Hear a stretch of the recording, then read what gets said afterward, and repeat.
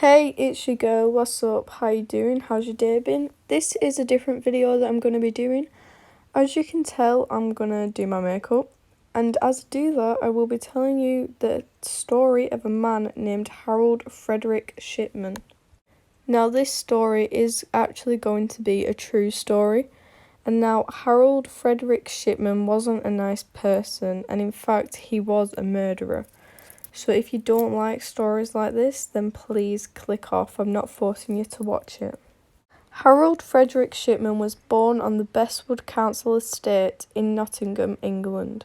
He was born on the 14th of January 1946 and passed away on the 13th of January 2004 at the age of 57.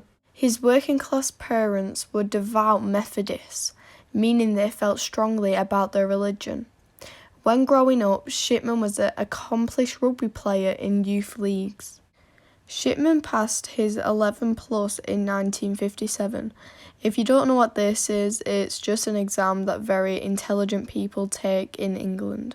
Shipman was particularly close to his mother, who died of lung cancer when he was aged 17. In the later stages of her disease, she had morphine administered at home by a doctor. Shipman witnessed his mother's pain subside, despite her terminal condition, until her death on the 21st of June 1963. On the 5th of November 1966, Shipman married Primrose May Oxtoby, and they then went on to have 4 children together. Shipman studied medicine at Leeds School of Medicine, graduating in 1970. He began working at Yorkshire, and in 1974 took his first position as a general practitioner, also known as a GP.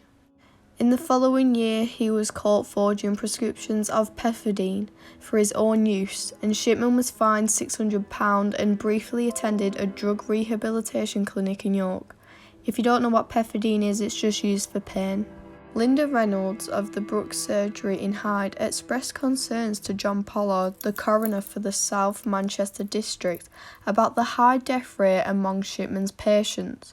In particular, she was concerned about the large number of cremation forms for elderly women. Unfortunately, police were unable to find sufficient evidence to bring charges and closed the investigation on the 17th of April. The Shipman inquiry later blamed the police for assigning inexperienced officers to the case. After the investigation was closed, Shipman killed 3 more people. In August, taxi driver John Shaw told the police that he suspected Shipman of murdering 21 patients. Shaw became suspicious as many of the elderly customers he took to the hospital, who seemed to be in good health, died in Shipman's care. Shipman's last victim was Kathleen Grundy, who was found dead at her home on the 24th of June 1998. Shipman was the last person to see her alive. He later signed her death certificate recording the cause of death as old age. Grundy's daughter, lawyer Angela Woodruff, became concerned when she was informed that a will had been made apparently by her mother.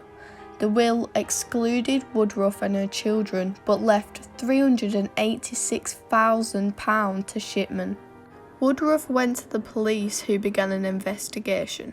Grundy's body was exhumed and found to contain traces of heroin, often used for pain control in terminal cancer patients. The police investigated other deaths Shipman has certified and investigated 15 specimen cases.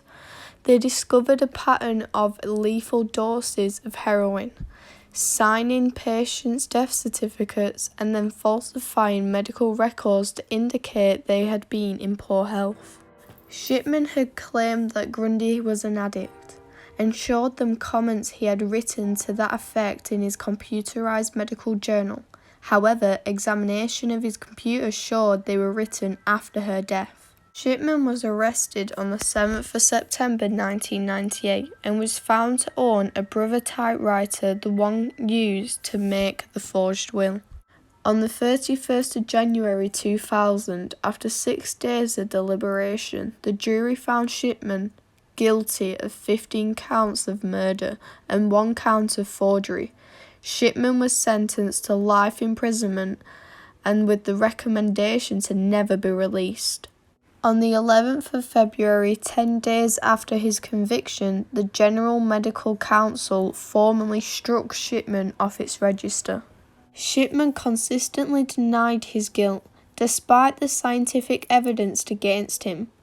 He never made any public statements about his actions. Shipman's wife, Primrose, maintained her husband's innocence even after his conviction. Shipman's trial began at Preston Crown Court on the 5th of October 1999. The 15 women he killed with the lethal injection of heroin was Marie West, Irene Turner, Lizzie Adams, Jean Lilly, Ivy Lomas, Morelle Grimshaw, Marie Quinn, Kathleen Wagstaff, Bianca Pomfret, Nora Nuttall, Pamela Hillier, Maureen Ward, Winifred Mellor, Joan Mellier, and Kathleen Grundy. I apologise if I've said any of these names wrong. I don't mean to offend anyone who knew these people. Shipman hanged himself in his cell at Wakefield Prison at 6:20 a.m. on the 13th of January 2004 on the eve of his 58th birthday and was pronounced dead at 8:10 a.m. A prison service statement indicated that Shipman had hanged himself from the window bars of his cell using bed sheets. Some of the victims' families said they felt cheated, as Shipman's suicide meant they could never have the satisfaction of his confession nor the answers as to why he committed the crimes. Shipman's death divided national newspapers, with the Daily Mirror branding him as a cold coward. The Sun, on the other hand, celebrated his death, as the front page headline read, "Ship, ship, hooray." Shipman's motive for suicide was never established, though he reportedly told his probation officer that he was considering suicide to assure his wife's financial security after he was stripped of his NHS pension. Primrose Shipman received a full NHS pension. However, she would not have been entitled to it if Shipman had lived past 60. This could have been the reason as to why Shipman killed himself on the eve of his 58th birthday. Primrose, who had consistently protested Shipman's innocence, despite the overwhelming evidence, had begun to suspect his guilt. According to Shipman's cellmate, he received a letter from Primrose exhorting him to tell me everything no matter what. Shipman is believed to be the most prolific serial killer in modern history. Shipman's total number of victims was approximately 250, about 80% of whom were elderly women. He is the only British doctor to have been found guilty of murdering his patients. And that is the story of a man named Harold Shipman. I hope you enjoyed this video. I know it was very different, and I hope you enjoyed my makeup in the background too.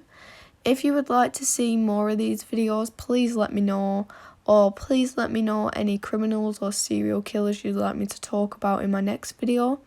I really enjoyed making this, so I hope you enjoyed watching it. And yeah, don't forget to like, comment, subscribe. Bye, love you. When you say it like that, oh, oh, oh.